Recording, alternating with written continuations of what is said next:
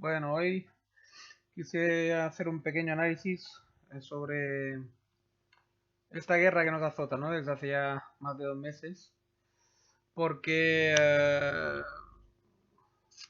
entre, digamos, los canales que veo en YouTube y las informaciones que veo en la televisión y artículos que leo en la prensa, noto que bien sea porque cada uno se tiene que especializar en una parte concreta del problema o sea por lo que fuere, digamos, poco se habla de realmente los verdaderos motivos de la guerra, por una parte, los verdaderos, profundos, filosóficos, éticos, morales, y incluso de índole económica y estratégica, etcétera.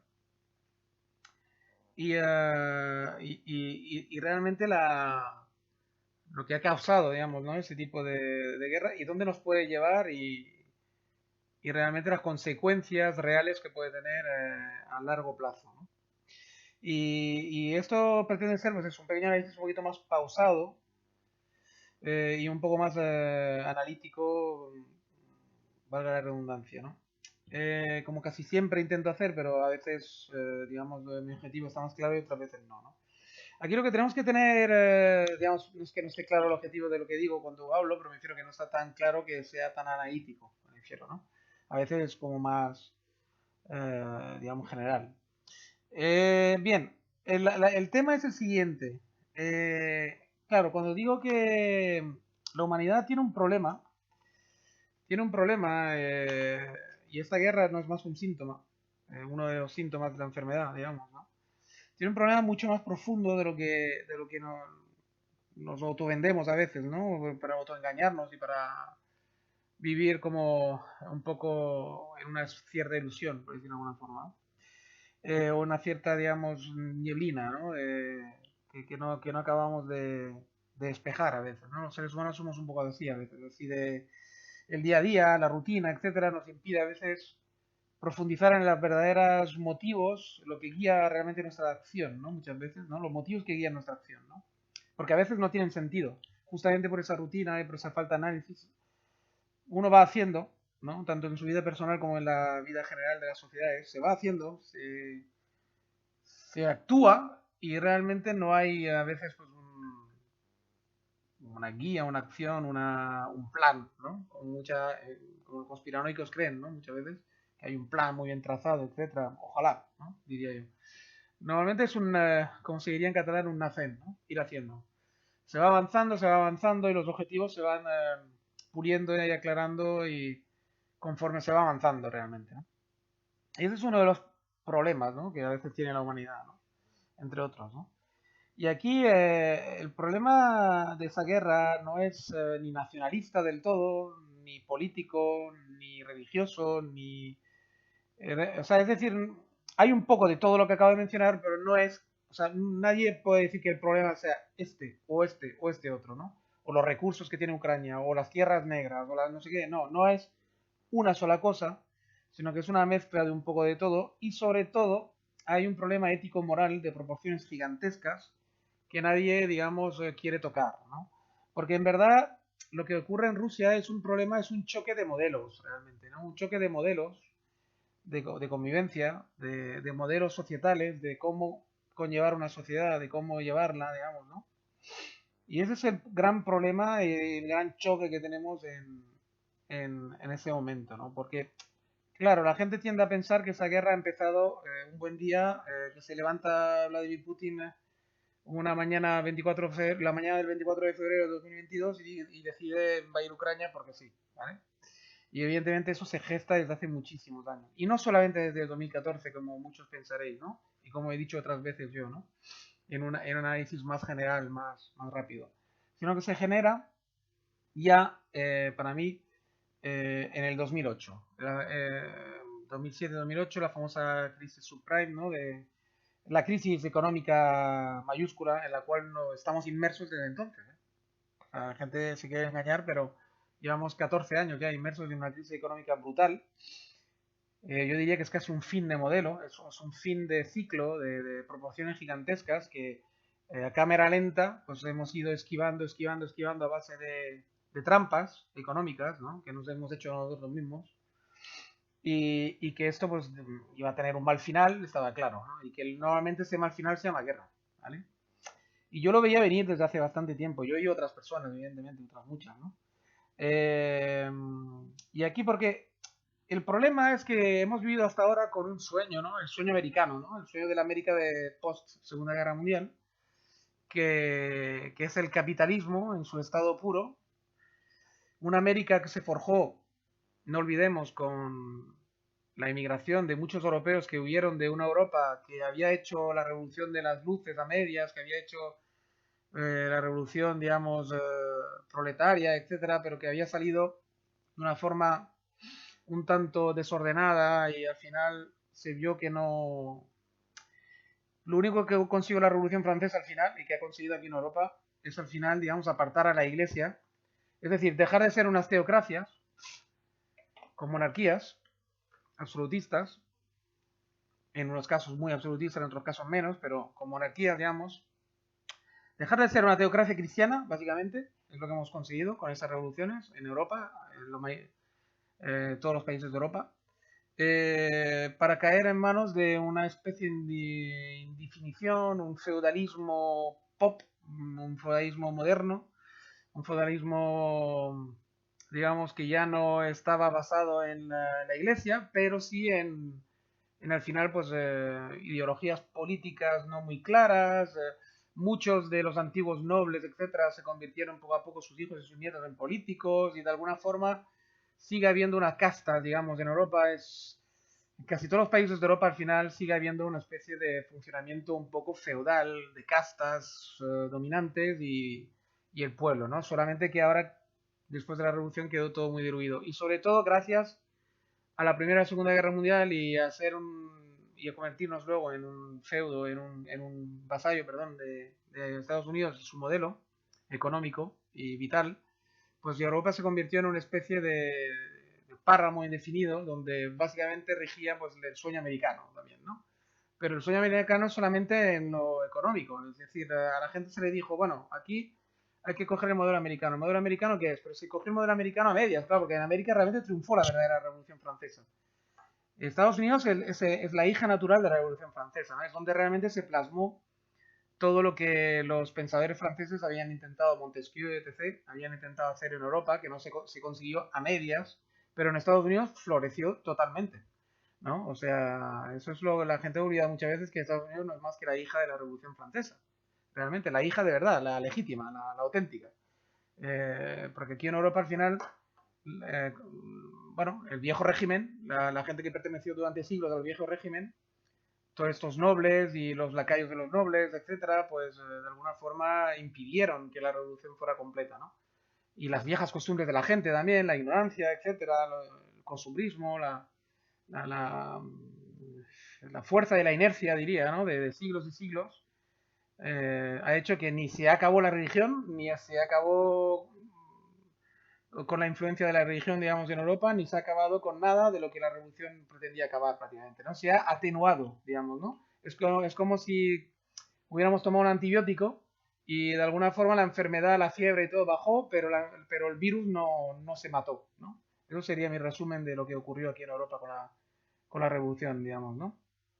Estuvo, digamos, a medias, ¿vale? Sin embargo, en Estados Unidos, todos los europeos que huyeron a fabricar Estados Unidos, huyeron con los sueños auténticos y lograron crear verdaderamente lo que la Revolución Francesa pretendió, ¿no? Entonces, ese Estados Unidos que nació ahí sí que era un país realmente post-revolucionario donde se hizo el sueño realidad del proletariado, ¿no? Que es realmente tener una libertad absoluta para poder hacer con sus vidas lo que quisieran, ¿no? Y lo que pasa es que esa cosa funcionó hasta que Estados Unidos se acabó de establecer del todo y acabó de formalizarse y acabó de fabricarse y acabó de ser el modelo que conocemos ahora, digamos, o más o menos. Y entonces ya se fue acabando un poco, el modelo se fue, digamos, agotando en sí mismo y ahora estamos asistiendo a su final, básicamente, ¿no? A su división, ¿no? Con la era Trump significó lo que es la división ya absoluta de lo que ese viejo modelo dio de sí, ¿no? Y ahora es una división y vemos como los partidarios de Trump son realmente, de alguna forma, aunque suene paradójico, son los verdaderos revolucionarios franceses, o el resto de la verdadera revolución, que quieren seguir viviendo ese sueño americano de un chalet, una piscina, un jardín y autosuficiencia prácticamente, y poder hacer ese chalet, esa piscina, ese jardín prácticamente donde uno quiera, aunque sea en medio de un bosque, ¿no? Si le apetece. Entonces, de alguna forma, ese viejo modelo americano, del sueño americano, de coche, piscina, casa, jardín, y casa de cuatro vientos, claro, estamos hablando, nada de casa pareada, con carreteras para poder ir con el coche donde quisieran, se está agotando por muchas razones, ¿no? Por la propia inercia del agotamiento, etcétera, porque la falta de recursos, la falta de tierra ya, en Los Ángeles, por ejemplo, se está significando el fin del sueño americano. No se puede ya edificar más en Los Ángeles. Se ha extendido de una forma cancerígena tan grande. Es una ciudad tan grande y donde ya se llegó a tales límites que tuvieron que empezar a poner leyes para restringir la construcción de nuevas urbanizaciones en medio de los bosques. Todos los incendios que hay recurrentes en Estados Unidos que tan espectaculares son, no son por el cambio climático, son porque las edificaciones son tan salvajes y tan locas que han edificado dentro de bosques vírgenes, prácticamente. Entonces, cuando hay un incendio en el bosque, que es una cosa natural, que ha ocurrido siempre, en vez de afectar solo a árboles y prácticamente quedarse en un poco de humo que uno ve a lo lejos, está afectando a viviendas porque es que la vivienda está hecha dentro de los bosques, dentro de los parques naturales prácticamente, de los bosques, etcétera, ¿no?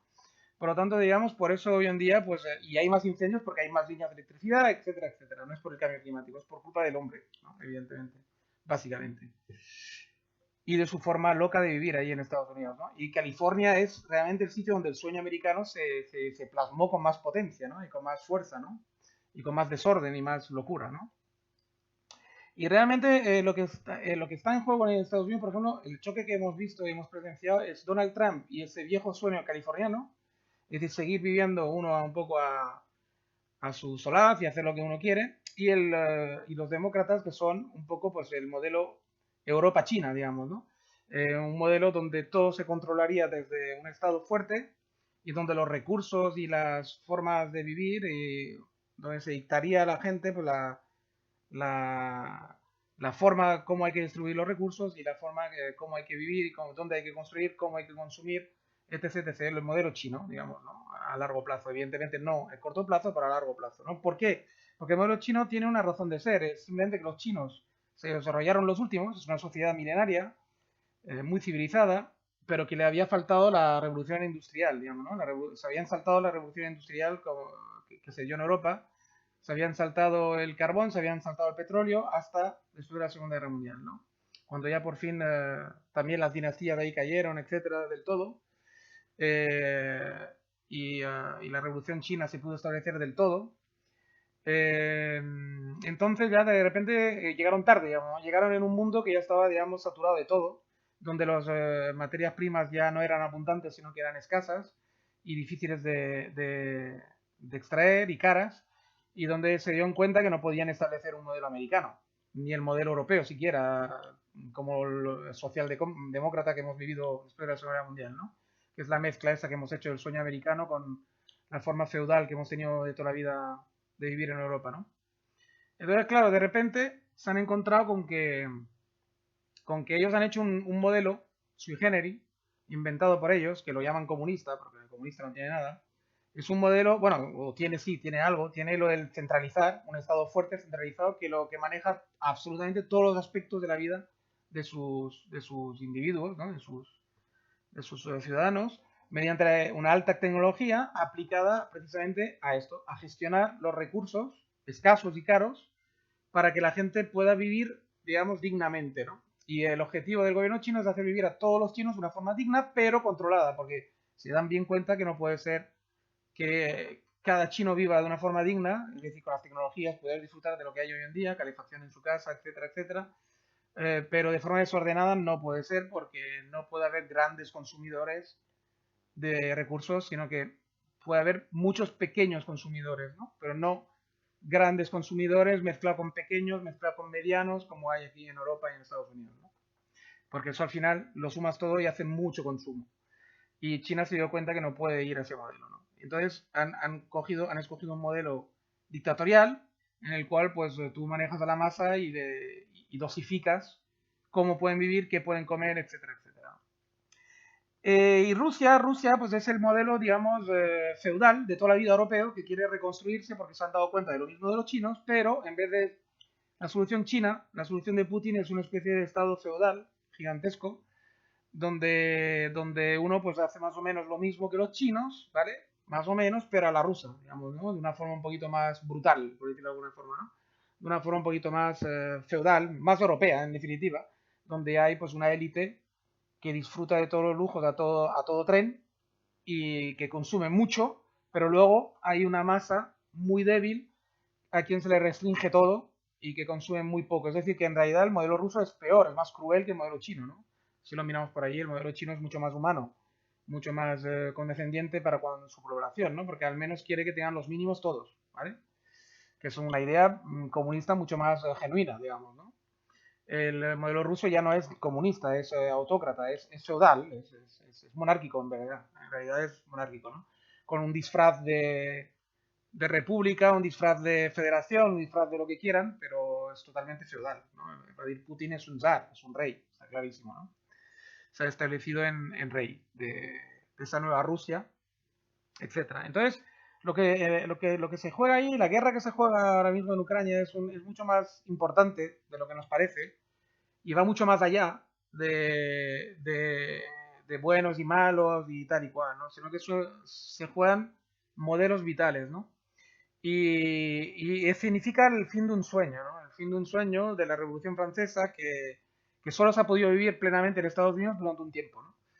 Donde pues un planeta Tierra que no tiene recursos infinitos, pues no puede sostener el modelo revolucionario francés. No puede ser que todo el mundo viva bien, esté educado y viva a todo tren si tiene ganas, sino que la gente, pues como ha sido siempre, desde que nos hemos establecido en sociedades organizadas, pues deberá conformarse con vivir, la mayoría de ellos, al menos, menos que estés en una especie de élite gubernamental o te dejen, digamos, pertenecer a la pequeña élite, que siempre habrá, digamos, siempre dejarán un hueco para una pequeña élite, pues que tenga altas capacidades de lo que sea y que sean necesarios para que funcione la sociedad. Entonces, digamos, como vamos a en el caso de deportistas de élite, por decir algo, grandes científicos, etc., que les dejarán vivir una vida un poquito más holgada, vamos hacia un control absoluto, pero no porque la gente se cree que hay maldad y como los complotistas, que es por maldad, no, es porque la población general no lo sabemos o no nos lo dicen, pero es que hay escasez. Estamos sufriendo ya una escasez brutal de todo, en realidad, de todo. Para poder seguir viviendo como vivimos, ojo, ¿eh? No habría ningún tipo de escasez si nos conformáramos como vivir como la de media, por ejemplo, ¿no? Con caballos, etcétera, etcétera, y trabajando con las manos casi todo, ¿no? Pero como queremos seguir viviendo bien y cómodos, y queremos seguir teniendo máquinas que nos hagan todo, los trabajos ya más penibles, más duros, pues claro, ese modelo es el que no se puede sostener de la forma, digamos, que está montado ahora. Entonces, lo que se está librando en esa guerra es realmente pues, un modelo de cómo vamos a poder vivir en el futuro y realmente, pues, Vladimir Putin, si triunfara, su plan me imagino que es feudalizar a toda Europa, ¿vale? Y entonces, claro, va mucho más allá de esta guerra de lo que parece, ¿no? Y si triunfara, digamos, pues el modelo Estados Unidos, dependiendo de quién triunfe luego en Estados Unidos en la guerra civil que van a tener dentro de poco probablemente, pues dependerá también el futuro de Europa, en definitiva. O sea, quedemos en las manos de quien quedemos, los europeos, y al menos que hagamos algo por nosotros mismos, digamos, dependemos de lo que ocurra dentro de Rusia y dentro de Estados Unidos en ese caso. Yo lo veo así, es el análisis final que hago, o sea, final en el sentido de lo que está ocurriendo con esa guerra, ¿no? Me refiero. Es un poco lo que yo detecto y veo, ¿no? De alguna forma, ¿no? Bueno, el resultado de la guerra en sí, pues es importante, pero pero no definitivo, en definitiva, ¿no? Tampoco es definitivo del todo en el sentido de que para todo lo que acabo de decir, para el análisis que acabo de dar, ¿no? En el sentido de que, bueno, claro, hay muchas fuerzas y contrapoderes ahí que pueden actuar. Luego, si Putin triunfara, por ejemplo, y se quedara con lo que se quiere quedar, tampoco quiere decir que enseguida pueda hacerle vasallaje sobre Europa, ¿no? Porque si Europa justamente a raíz de esa guerra de alguna forma se vuelve menos dependiente de su petróleo, de su gas, etcétera, y de alguna forma se inventa una manera de ser autosuficiente y poder servir a la población general y hacer un modelo chino, que es el que vamos directamente, un modelo muy parecido al chino, donde toda la población puede vivir de una forma digna, la general me refiero siempre, pues bueno, pues se podrá escapar de las garras de Putin, ¿no? Y que se quede solamente con su Rusia y de alguna forma que se lo monte como quiera con su gas, con su petróleo, ¿no? Me imagino que pues, vendería más, se asociaría más con China e India de forma natural y de alguna forma pues mal viviría o bien viviría, dependiendo del modelo que quiera establecer en Rusia, en una especie de autocracia, ¿no? Que creo que es como va a acabar el tema, ¿no? Probablemente. Con un semi-triunfo, no van a triunfar del todo Putin, pero bueno, de alguna forma un cacho de Ucrania se va a quedar, eso está clarísimo, yo lo veo clarísimo, es que no puede hacer de otra manera una vez que se ha lanzado en lo que se ha lanzado, ¿no? Y Estados Unidos va a ser realmente donde se va a jugar mucho el futuro de la humanidad y de Europa en particular. Es al fin y al cabo lo que me interesa porque yo vivo aquí, yo soy europeo, ¿no? Eh, Se va a jugar mucho ahí porque ahí sí que el modelo, según qué modelo triunfe de forma definitiva en esa especie de guerra civil que están viviendo interna en Estados Unidos, que se significó en la toma del Capitolio, pero eso fue solo algo simbólico, digamos, ¿no? Pero realmente probablemente en Estados Unidos hay una profunda división entre los que quieren el modelo antiguo de toda la vida, la libertad total, con sus defectos, porque hay protestantes evangelistas y racistas dentro del movimiento este, pues que bueno, la de Estados Unidos tan bonita que os digo que cumplió el sueño revolucionario francés, era un Estados Unidos racista y evangélico, porque con raíces evangélicas y protestantes profundas y racistas, pero porque era como se vivía en aquel entonces. No se podía hacer de otra forma porque no se había inventado otra forma de ser. Quiero decir, todavía no había evolucionado los humanos, ¿no? Y sin embargo, pues esa agenda ha dejado nietos, bisnietos, etcétera, que siguen pensando de una forma muy parecida a pesar de la modernidad. Y claro, pero, bueno, Estados Unidos es un país tan grande, tan libre, que realmente tú puedes educar a tus hijos un poco como quieras. Entonces, claro, no hay, digamos, un poco ese feudalismo europeo donde todo el mundo se educa más o menos en un modelo de escuela parecido, ¿no? Sino que ahí hay muchos modelos de escuela, muchas formas de educarte, ¿no? Entonces, a pesar de que está el Estado federal que intenta, digamos, de alguna forma imponer un modelo, pero cada Estado va a su bola, básicamente, ¿no? Y dentro de cada Estado hay un montón de subdivisiones. Por lo tanto, es normal que todavía exista una forma antigua de una élite blanca que todavía piense como los padres de la patria, digamos, ¿no? Y luego están los demócratas, que viven o intentan vivir de una forma más europea, con un modelo cada vez más chino también que quieren imponer. Y esto va a acabar mal en Estados Unidos, porque claro, ese modelo chino-europeo confrontado con el modelo de la libertad absoluta va a acabar pegando chispazos fuertes. Está clarísimo. Pero bueno, en fin, ya se verá, todo eso son cosas que también pueden pasar en años y años, por lo tanto, de momento nuestro presente absoluto y total es este. Y lo que todo eso pone sobre la mesa al final es un poco pues el modelo, si realmente el modelo de la humanidad ha de ser, digamos, seguir viviendo con cierta comodidad, yo para mí el modelo más justo y el más factible, el más realista, es un poco ese modelo chino, ¿no? Lo que pasa es que, bueno, esperemos que Europa sepa aplicar un modelo chino, pero no como en China, porque realmente no se va a querer tampoco aquí. Europa es demasiado, tiene una mentalidad demasiado feudal, demasiado, digamos, antigua, demasiado, en el mal sentido y buen sentido de la palabra, como para dejarse avasallar de ese modo y de forma tan brutal por la tecnología y por muy dormido que parezca el europeo medio, por muy que parezca que se ha dejado vencer por toda esta mentalidad chinoide, digamos, ¿no? Que claramente lleva a la izquierda europea, ¿eh? Porque claramente los que defienden ese modelo de ultranza son pues eso, para que no convertirlo al plan español, pues un plan Podemos, es el plan de Podemos, es el plan de los socialistas, etcétera, de la izquierda, digamos, en general, es el plan chino, ¿no? Digamos, un plan así, pues de control absoluto del Estado y que el Estado intervenga en en todo, en la vida de los individuos al máximo, ¿no? Gracias a la tecnología, ¿no? Pero bueno, topará un poco con esa vieja resistencia europea que no es tanto el modelo americano, liberal, etcétera, sino que es un más se querer seguir viviendo de forma comunitaria, individualista. Bueno, ya lo vemos, ¿no? El modelo aquí de España, Cataluña es catalán, Vasco es vasco, y en Italia pasa un poco lo mismo, en Alemania también. Es decir, hay ese caos europeo que estamos divididos en mil etnias o en mil pequeñas regionalismos, ¿no? Eh, de alguna forma nos protege en el fondo contra todas esas grandes tendencias, la tendencia a homogeneizarlo todo, ¿no? Bajo un Estado que lo controle todo. Es mucho más complicado aquí en Europa, ¿no? Y no es por un afán de libertad, ojalá fuera por esto, es un afán simplemente al revés, de querer seguir oliéndose los peos los unos de los otros, ¿no? Los peos míos, ¿no? Es decir, uno quiere seguir siendo ese pequeño tirano de su pequeña comunidad, ¿no?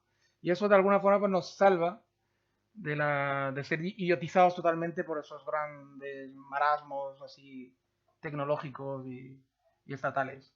Bueno, aquí lo dejo por hoy. Agradecer a los nuevos suscriptores que había un pequeño frenazo, pero espero que os volváis a animar. Y esto, y agradecer a todos los escuchantes. Venga, hasta un próximo podcast. Cuidaros mucho. Venga, chao, chao.